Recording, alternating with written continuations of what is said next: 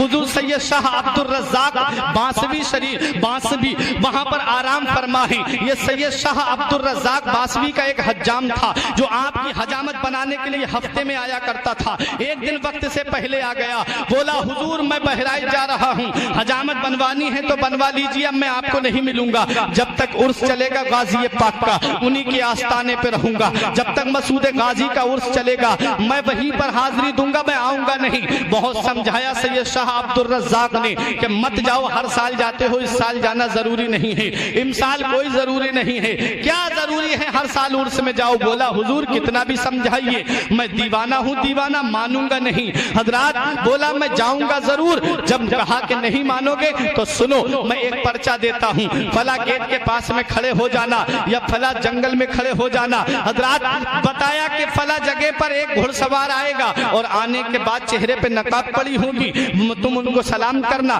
وہ تم سے کچھ مانگے گا تم ان کو وہ چیز دے دینا، وہ تمہیں جو دے وہ میرے پاس لے کر کے آ جانا۔ اس نے کہا ٹھیک ہے حضور، آپ کا حکم سر آنکھوں پر۔ جب کہا کہ ٹھیک ہے اب جاؤ، بولا حضور جاؤں کیسے؟ جو میرے محلے کے لوگ جا رہے تھے وہ تو چلے گئے، میرے خاندان کے لوگ بھی چلے گئے، میں اکیلا رہ گیا، اب میں کیسے پہنچوں؟ فرمایا پریشان مت ہو، سید شاہ عبدالرزاق باسوی فرماتے ہیں پریشان مت ہو، اپنی آنکھیں بند کر۔ اس نے کہا حضور آنکھیں بند کر لی، فرمایا اب آنکھیں کھول۔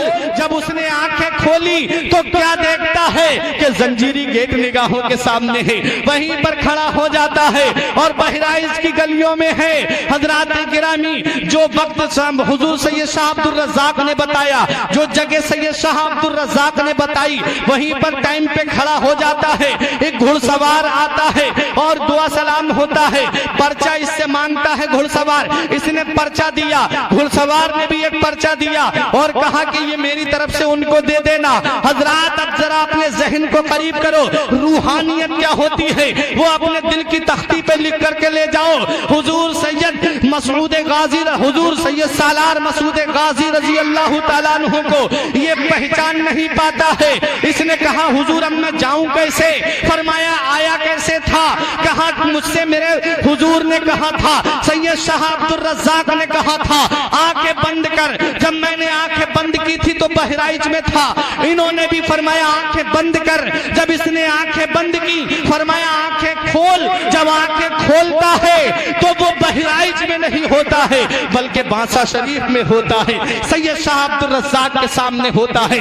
سید شاہ عبدالرزاق فرماتے ہیں بتاؤ کیا پیغام لے کر کے آئے؟ بولے انہوں نے بھی ایک پرچہ دیا ہے۔ جب پرچہ دیکھا، دیکھنے کے بعد مسکرانے لگے، مسکرائے، بولا حضور بات سمجھ میں نہیں آئی، آپ نے بھی پرچہ دیا، انہوں نے بھی پرچہ دیا، لیکن ایسا کیا کمال ہے اس پرچے میں؟ تو سید شاہ عبدالرزاق فرماتے ہیں میں نے اس پرچے میں یہ لکھا تھا کیوں بندگان خدا کو پریشان کرتے ہو؟ ہر سال عرس کے موقع پر جسے دیکھو وہ کھچا چلا آتا ہے، جسے دیکھو وہ آپ کی محبت میں بہرائچ آ جاتا ہے، کیوں ہر سال پریشان کرتے ہو لاکھوں لوگوں کو؟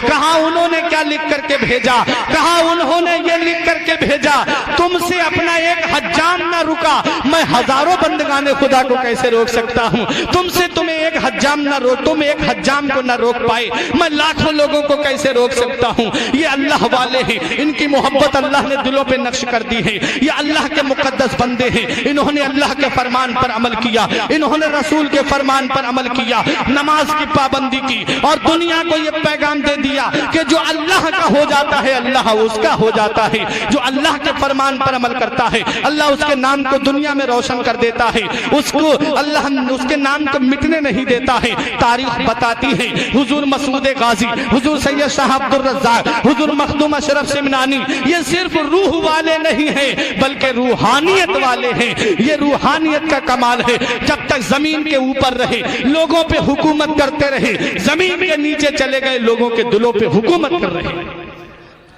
یہ اللہ والوں کو یہ مقام ملتا کیسے ہے؟